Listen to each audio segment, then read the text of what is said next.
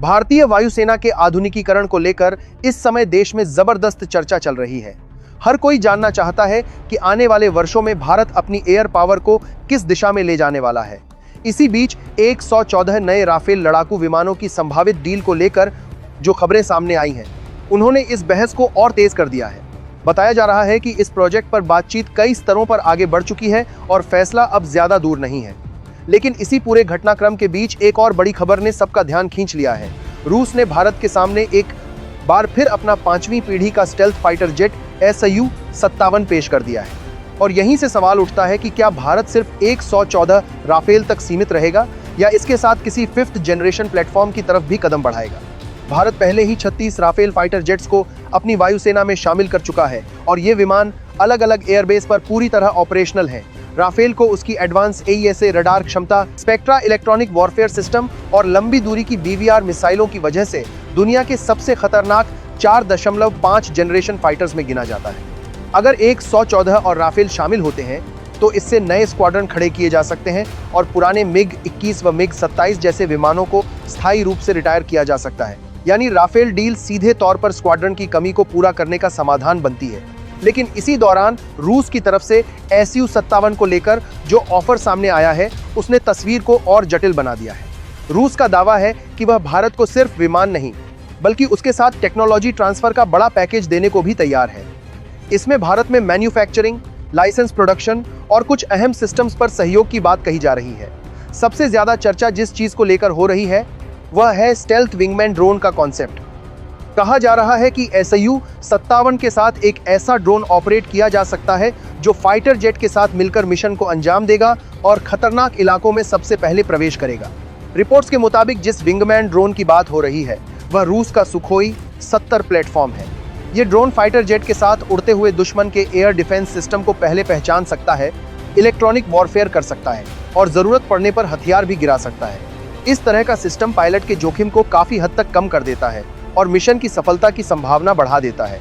अगर भारत को यह तकनीक वास्तविक और गहराई के साथ मिलती है तो यह भारतीय वायुसेना के लिए एक बड़ा फोर्स मल्टीप्लायर साबित हो सकता है। लेकिन यहीं पर सबसे बड़ा सवाल खड़ा होता है कि टेक्नोलॉजी ट्रांसफर सिर्फ कागजों तक सीमित रहेगा या वास्तव में कोर सिस्टम्स तक पहुंचेगा। इसी बीच यह भी खबर आई है कि रूस की एक तकनीकी टीम ने महाराष्ट्र के नासिक स्थित हिंदुस्तान एरोनॉटिक्स लिमिटेड की सुविधाओं का दौरा किया है। यही वह जगह है जहां भारत पहले से Su-30 MKI का निर्माण कर रहा है। माना जा रहा है कि इस दौरे का मकसद यह आकलन करना था कि अगर Su-57 को भारत में बनाया जाता है तो उसकी लागत कितनी होगी और किस संख्या पर यह आर्थिक रूप से व्यवहारिक साबित होगा। रिपोर्ट्स के अनुसार अगर 120 से 140 विमानों जैसे बड़े ऑर्डर पर बात होती है तभी लोकल मैन्युफैक्चरिंग सही मायनों में फायदेमंद मानी जाएगी। बड़ी संख्या में उत्पादन होने पर प्रति विमान लागत कम होती है और सप्लाई चेन भी मजबूत बनती है। अगर एक तरफ 114 राफेल और दूसरी तरफ करीब 140 Su-57 जैसे आंकड़े सामने आते हैं तो कुल मिलाकर 250 से ज्यादा नए फाइटर जेट्स भारतीय वायुसेना में शामिल हो सकते हैं। भारतीय वायुसेना की स्वीकृत स्क्वाड्रन संख्या लगभग 42 मानी जाती है, जबकि मौजूदा स्थिति में यह संख्या इससे काफी कम है। ऐसे में इतने बड़े पैमाने पर नए विमानों की एंट्री स्क्वाड्रन गैप को काफी हद तक कम कर सकती है।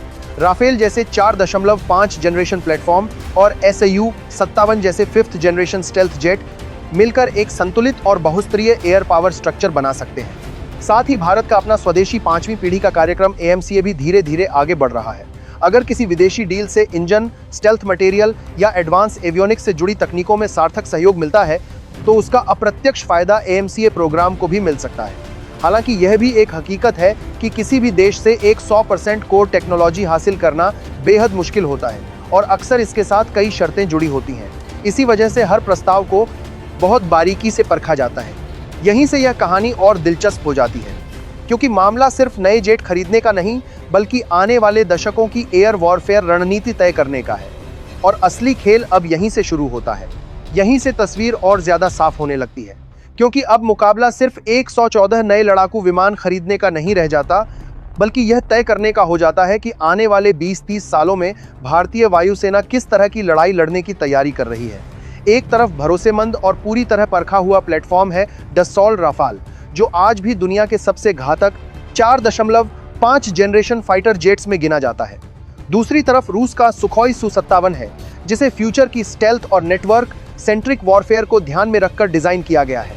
और यहीं पर फैसला आसान नहीं रह जाता। राफेल की सबसे बड़ी ताकत उसका प्रूवन कॉम्बैट रिकॉर्ड और भारतीय वायुसेना के साथ उसका सीमलेस इंटीग्रेशन है। ट्रेनिंग इंफ्रास्ट्रक्चर, मेंटेनेंस सिस्टम, हथियारों की सप्लाई चेन सब कुछ पहले से मौजूद है। मिटियोर जैसी लंबी दूरी की मिसाइलें, स्पेक्ट्रा इलेक्ट्रॉनिक वॉरफेयर सिस्टम और हाई अवेलेबिलिटी रेट इसे एक भरोसेमंद वॉर मशीन बनाते हैं। अगर 114 और राफेल आते हैं तो वायुसेना बिना किसी बड़े रिस्क के अपनी ताकत तेजी से बढ़ा सकती है, यानी कम समय में ज्यादा ऑपरेशनल कैपेबिलिटी। लेकिन दूसरी तरफ Su-57 सिर्फ एक और फाइटर जेट नहीं है, ये 5वीं पीढ़ी की उस सोच का हिस्सा है जिसमें stealth, sensor fusion, artificial intelligence और ड्रोन जेट टीमिंग को एक साथ देखा जाता है। रूस जिस विंगमैन ड्रोन कॉन्सेप्ट की बात कर रहा है वह आने वाली लड़ाइयों की झलक देता है, जहां एक पायलट कई प्लेटफॉर्म्स को कंट्रोल करेगा। अगर यह सिस्टम असल में वैसा ही काम करता है जैसा दावा किया जा रहा है तो यह भारतीय वायुसेना के ऑपरेशन के तरीके को पूरी तरह बदल सकता है। हालांकि यहाँ सबसे बड़ा सवाल टेक्नोलॉजी ट्रांसफर का है।